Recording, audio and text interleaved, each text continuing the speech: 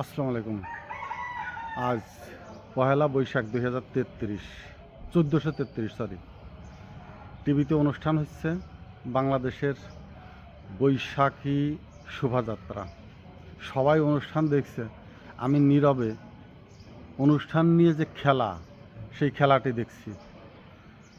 বিভিন্ন টিভিতে ঘুরে ঘুরে দেখলাম, কয়েক জায়গাতে বেশ গর্বভরে বলছে সেখানে মুক্তিযোদ্ধারা এসেছেন। মুক্তিযোদ্ধাদের উপস্থিতি বৈশাখী শোভাযাত্রাকে আরও মহিমান্বিত করে তুলেছে, গৌরবময় করে তুলেছে, সম্মানিত করে তুলেছে। আফসোস নাকি দুঃখ নাকি হতাশা জানি না, যে কোনো কারণেই হোক, একটি জাতি যে কোনো অনুষ্ঠানকে ঘিরে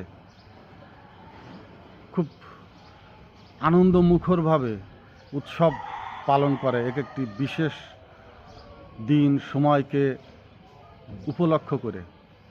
কিন্তু অত্যন্ত চতুরতার সাথে এদেশেরই যারা আয়োজন করে, আয়োজক যারা আয়োজনের ভিতরে আছে, যারা সরাসরি অংশের ভিতরে আছে অনুষ্ঠানের, তারাই ঠিক আগামীকালই আবার নির্দিষ্ট কিছু ইস্যু নিয়ে বিভক্ত হয়ে পড়বে।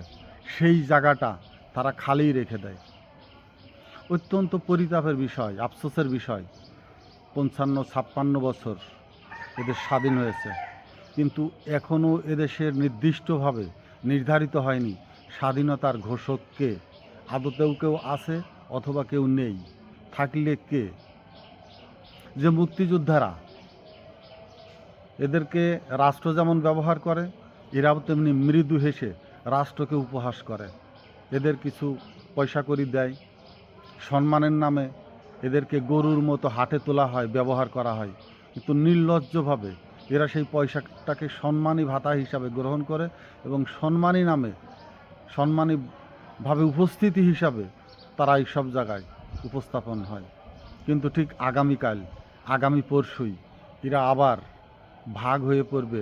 নিজেরা আজ যে চেয়ারে এক পাশাপাশি বসে আছে, কাল সে রক্তক্ষয়ী মৃত্যুর মুখোমুখি হয়ে দাঁড়াবে। কে প্রকৃত মুক্তিযোদ্ধা, কে মুজিব বাহিনী, কে রক্ষী বাহিনী? বিগত সরকারের সময় যারা একেবারে কলার ঝাঁকি দিয়ে বুকে হাত রেখে বলতো আমি মুজিব বাহিনী ছিলাম, আমি রক্ষী বাহিনী ছিলাম, আজ তারা কেউ কিচ্ছুই না। আজ তারা জিয়াউর রহমানের অনুসারী, নিরেট মুক্তিযোদ্ধা হিসাবে নিজেদেরকে প্রকাশ করছে। কি নির্লজ্জতায় লিপ্ত এই জাতির অর্থন্বেষী, অর্থলোভী কিছু পুরুষরূপী হিজড়া নৃপংস রাজনীতিবিদরা সুকৌশলে এই জায়গাগুলিকে ভাগ করে রেখেছে। 55-56 বছর রাষ্ট্রের বয়স হয়ে গেলেও কোনো একটি শক্তিশালী নিরপেক্ষ রাজনৈতিক সংগঠন এদেশে এখনও মাথা তুলে দাঁড়ায়নি বা ক্ষমতাশালী হয়ে ওঠেনি কোনো গোষ্ঠী যে সঠিক মুক্তিযুদ্ধের ঘোষক নির্ণয় করবে, সঠিক মুক্তিযোদ্ধাদের নির্দিষ্ট ক্রাইটেরিয়া ঘোষণা করবে। সবাই তখনকার ডাকাত মুক্তিযোদ্ধা, দুর্ধর্ষ, খুনি, কসাই, মানুষ হত্যাকারী, রক্ষী বাহিনীর সদস্য, সেও মুক্তিযোদ্ধা। আফসোস এখানেই। পহেলা বৈশাখ হচ্ছে সমন্বিত বাঙালি জাতির উৎসব। বাঙালি জাতি বলতে পশ্চিমবঙ্গ, বাংলাদেশ, যারা বাংলা ভাষাভাষী, সম্রাট আকবরের সেই থেকেই যে বাঙালি ঘরোয়ানার বাংলার পঞ্জিকার যে দিন গণনা, সেইখান থেকে, সেই খাজনা প্রথা থেকেই আজকের এই বৈশাখী শোভাযাত্রা। কিন্তু এর মাঝে যার যার মতো সুবিধা করে, কেউ মঙ্গল শোভাযাত্রা, কেউ আনন্দ শোভাযাত্রা, যাই হোক না কেন, শেষমেশ অন্তত একটি নাম, নিরপেক্ষ নাম এবং সঠিক যে উৎসব, সেই জায়গাটাকে সামনে আনা হলো। সেই জায়গার নাম অনুসারে আজকের এই শোভাযাত্রাটি প্রথম যাত্রা শুরু করলো বাংলাদেশে। এটি কি চিরস্থায়ী থাকবে, নাকি সময়ের কালে আবার মঙ্গল শোভাযাত্রায় পর্যবেসিত হবে সেই নাম, সেই মানুষ?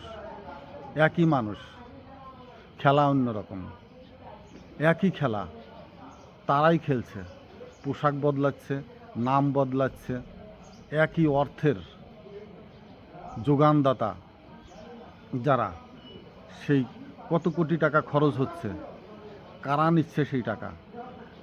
একই বিষয় ভিন্নভাবে জনগণকে উৎসবের নামে আর এক ধোঁকা, আর এক রাজনৈতিক পটভূমি তৈরি করতেই রাজনীতিবিদরা বেশি ব্যস্ত।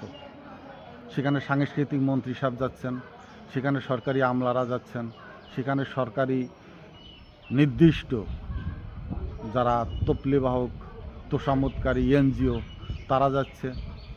নিরপেক্ষভাবে আসছে কিনা জানি না ঢাকা চারুকলার বিভাগের ছাত্ররা, শিক্ষকরা, নাকি তারাও বিভাজন হয়ে আছে, সেটা আমাদের অত গভীরে ঢুকে দেখার সময় সুযোগ নেই। সব জায়গায় থেকে সব কিছু দেখা যায় না। আমাদের দেখা দর্শন অত্যন্ত সীমিত। বোঝার পরিব্যাপ্তি থাকলেও সেই বোঝার ক্ষেত্রটা আবিষ্কার করতে আমাদের চোখের দৃষ্টি অত দূরে যায় না। কিন্তু রাজনৈতিক নেতারা খুব ভেবে চিনতে কোথায় কাকে কখন ব্যবহার করতে হয় সে ব্যাপারে অত্যন্ত পারঙ্গমতার প্রদর্শন করেন। যদিও আজ আছে কাল থাকবেন না, বা কাল কোথায় যাবেন সেটির তোয়াক্কা খুব কম লোকেই করে। কিন্তু আমার এই পহেলা বৈশাখীতে উদাত্ত একটি আহ্বান থাকবে। চিরাচরিত নিয়ম ধারার ভিতরে যে রাজনীতির সংস্কৃতি বাংলাদেশে গড়ে উঠেছে, এর থেকে সম্পূর্ণভাবে ধুয়ে মুছে সাফ হয়ে পুরো সংস্কারমুখী একটি যুব সমাজের প্রত্যাশা করছে বাংলাদেশ। এবং বাংলাদেশের সম্মানের সাথে নিজস্ব স্বাধীনতা নিয়ে যদি যেসব নাগরিকরা বেঁচে থাকতে চায়, তারা তাদের পথ, রাস্তাঘাট, চলাফেরা, বাজার, দৈনন্দিন জীবনযাপন এবং অত্যন্ত পরিবারের কাছে সম্মানের সাথে একটি মৃত্যু এবং মৃত্যুর পরে নিরাপদ একটি কবরস্থান পর্যন্ত যাওয়া, সমাহিত হওয়ার জন্য অপেক্ষমান। আর তার জন্য অত্যন্ত নিরপেক্ষ এবং এই রাজনীতির যে কালচার, যে একটি পরিবেশ বাংলাদেশের রাজনৈতিক অঙ্গনে তৈরি হয়েছে, এর থেকে বের হয়ে আসে পুরা নবসমাজের, এই যুব সমাজের মধ্য থেকে একটি রাজনৈতিক সংগঠন তৈরি হোক, যুবশক্তি তৈরি হোক, মানুষের চিন্তাধারায় পরিবর্তনের একটি ধারা সৃষ্টি হোক, যারা নিজেদেরকে পরিচালিত করতে পারবে, নিজেরা সংবিধান ছাড়া, নিজেরা রাজনীতির বাইরে এসে, চিরাচরিত রাজনীতির বাইরে এসে নূতনভাবে বাংলাদেশের সংস্কৃতি, বাংলাদেশের মানুষের সেন্টিমেন্টকে ধারণ করে, বাংলাদেশের ব্যক্তি স্বাধীনতাকে সম্মান করে, নাগরিকের ভোটার যে শক্তি, সেই ভোটের শক্তিকে সম্মান করে প্রকৃত পক্ষে গণতন্ত্রের প্রকৃত পক্ষ বলে আমার দৃষ্টিতে এখনও কোনো কিছুই পড়ে নাই। পৃথিবীতে বহু রাষ্ট্রে গণতান্ত্রিক চর্চা রয়ে গেছে, কিন্তু সব রাষ্ট্রই নিজেদের মতো করে গণতন্ত্রকে উপস্থাপন করছে, জনগণকে বোঝানোর চেষ্টা করছে। অর্থাৎ জনগণ প্রজা মানে কৃতদাস মানেই তারা জমিদার, অন্য সব ভৃত্য। এই মোটিভ সামনে রেখেই তারা গণতন্ত্রকে উপস্থাপিত করছে এবং গণতন্ত্রের একটি জায়গায় তারা উন্মোচন করে রেখেছে ভোট দাও। এই ভোট দেওয়ার পরে কে ক্ষমতায় আসবে সেটাও জনগণের আর নিয়ন্ত্রণ নেই, হাতে নেই। সেটাও চলে গেছে তাদের হাতে, যারা রাষ্ট্রকে নিয়ে খেলছে, যারা রাজনীতি নিয়ে খেলছে, যারা তাদের স্বার্থকে নিয়ে খেলছে। এবং এই যে জাতিভেদ সৃষ্টির যে উন্মুক্ত উন্মাদনা, একে যদি এখনই রহিত করা না যায়, বড় ধরনের রক্তক্ষয়ী হবে। এবং সেই রক্তক্ষয়ে কিন্তু নিচু শ্রেণীর, যারা নিম্ন শ্রেণীর কৃষক, শ্রমিক, তাঁতি, জেলে, মুজির,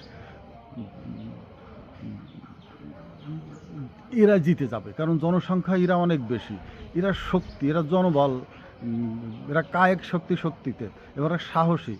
ওই এসিতে বসে থাকা, তাদের হাতে হয়তো কলম। এবং মাথায় রাখতে হবে, আইন শৃঙ্খলা বাহিনীর নিচু শ্রেণীতে যারা একেবারে মাঠ পর্যায়ে, যাদের হাতে মূল অস্ত্র, তারা কিন্তু এই নিম্ন মধ্যবিত্ত শ্রেণীর সন্তান।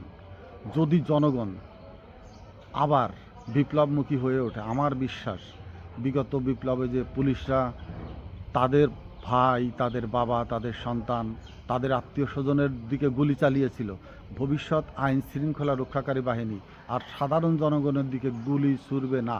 পক্ষান্তরে তাদের অস্ত্র তাদের পিছনের দিকেই ধাবিত হবে, যারা তাদেরকে নিয়ন্ত্রণ করে।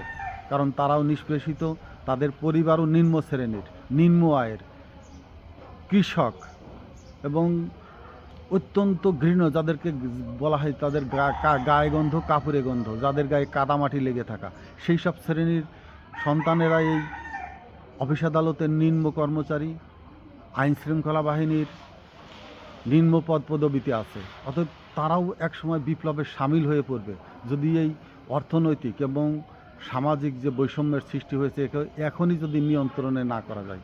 জনগণ কিন্তু অনেক সজাগ হয়ে গেছে। রাজনীতিবিদদের এই জায়গাটা অত্যন্ত গভীরভাবে পর্যালোচনা করে বোঝা উচিত এবং দেখা উচিত কাদেরকে আমরা ধোঁকা দিতে চাচ্ছি, কাদেরকে ভুদাই ভাবছি এবং কাদের সামনে দাঁড়িয়ে মিথ্যাচার করছি, কাদের সামনে দাঁড়িয়ে নিজেদেরকে চিটার বাটপারি প্রমাণ করছি এবং কাদের সাথে দেওয়া কথা আজ বেবালন ভুলে গিয়ে তা প্রত্যাখ্যান করছি, অস্বীকার করছি। নির্বাচন এটাই শেষ নয়, নির্বাচন কিন্তু আরও হবে এবং এই সব মানুষরা কিন্তু আবার জনগণের মুখোমুখি হইতে হবে।